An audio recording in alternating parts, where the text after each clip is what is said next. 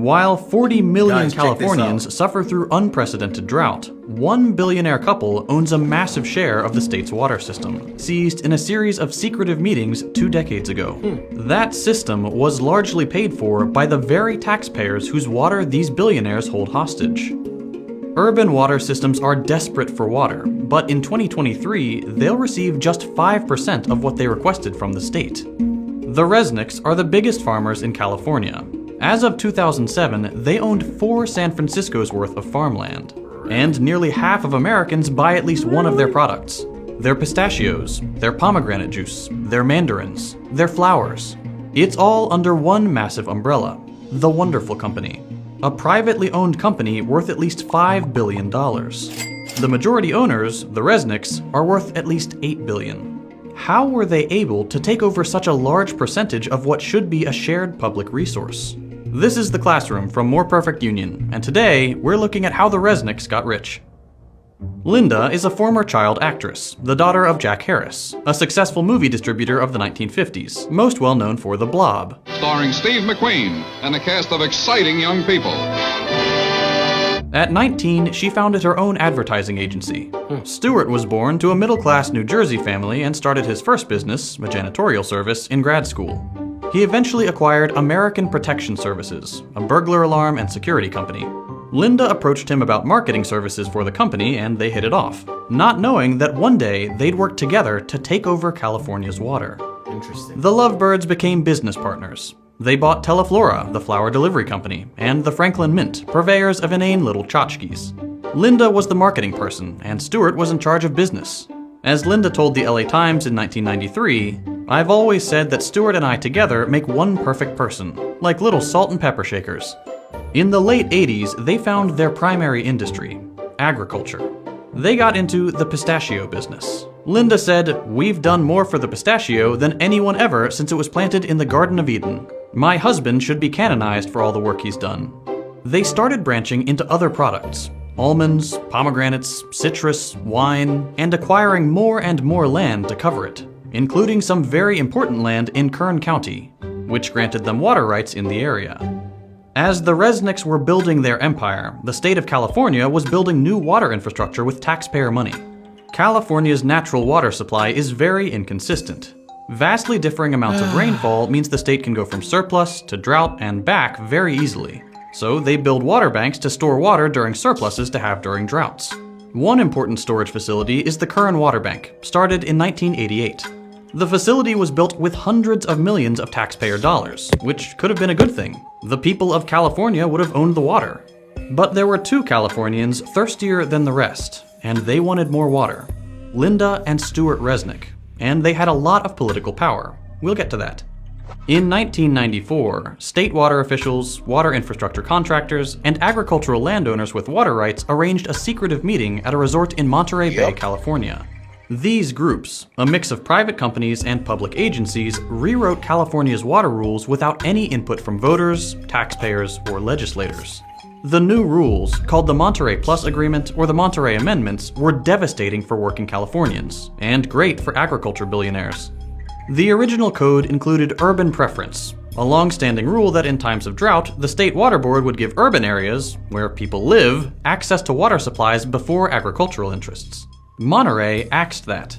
That means that in times of drought, the water systems for normal Californians would have to buy water from private companies, because they weren't getting it from the state. The new agreement also loosened regulations on paper water. That's water that doesn't necessarily exist anywhere but on paper. The full quantities of water that providers could have, but don't actually need to have. Today, 5 times as much water has been promised and sold as actually exists. And importantly, the meeting changed ownership of the Kern Water Bank. What once belonged to the state was transferred to a few private water contractors, one of which was Westside Mutual, a wholly owned subsidiary of Wonderful Foods. The wonderful employee who runs Westside, Bill Phillimore, is the chairman of the public organization that manages the Kern Water Bank. Boom. One secret meeting, and the Resnicks owned nearly 60% of an important California water resource, built with hundreds of millions of dollars in taxpayer money.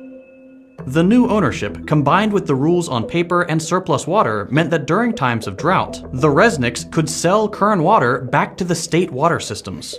They took Californian taxpayers' water and sold it back to them, both literally as the water supply and also to grow expensive food like gourmet pistachios and pomegranate juice. They converted the people's water into products many can't afford. And that's just one water bank. The Resnicks also have control of other water boards and have been sued for directing more water towards their properties.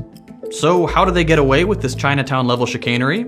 Gonna be a lot of irate citizens when they find out that they're paying for water that they're not gonna get. With philanthropy. The Resnicks donate millions of dollars to politicians and research institutions, which help them secure control over water systems, and even get more water and more taxpayer funding. One important project is the proposed California Delta Tunnel, a taxpayer-funded project which would send water from Northern California to Central, where the Resnicks farms are. They've spent hundreds of thousands of dollars on state and federal legislation and politicians who support the tunnel project. But their favorite politician is Senator Dianne Feinstein. You come in here and you say it has to be my way or the highway. Chair of the Energy and Water Subcommittee. She's a close personal friend of the Resnicks, attending their holiday parties in Aspen and maintaining their financial interests. A quick look through the bills she sponsored shows several which would direct money to Kern-adjacent water projects.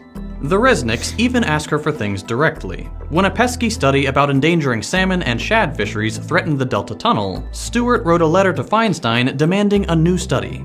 She immediately forwarded it to the Obama administration, who agreed to spend $750,000 on a new study. It returned the same results as the first one. Can't buy science. But the Resnicks have tried. They are among the top donors to the University of California system, with their donations focusing on agricultural and ecological studies. The Resnicks have basically bought entire departments who put out studies on how water systems should be managed, and where funding should go. That leads to even more federal and state taxpayer dollars being used to fix up what the Resnicks profit off of. This is all bad for California, even in a capitalistic sense. Agriculture uses 80% of California's water, but only represents 2% of its GDP. The Resnicks' water monopoly is just one way their quest for wealth hurts the rest of us.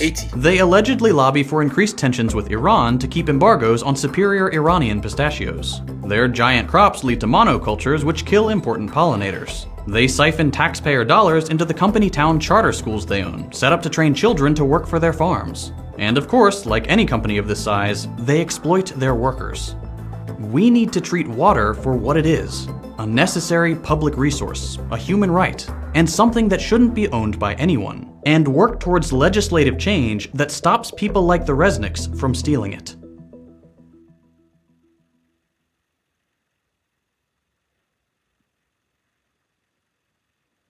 While 40 million Californians suffer through unprecedented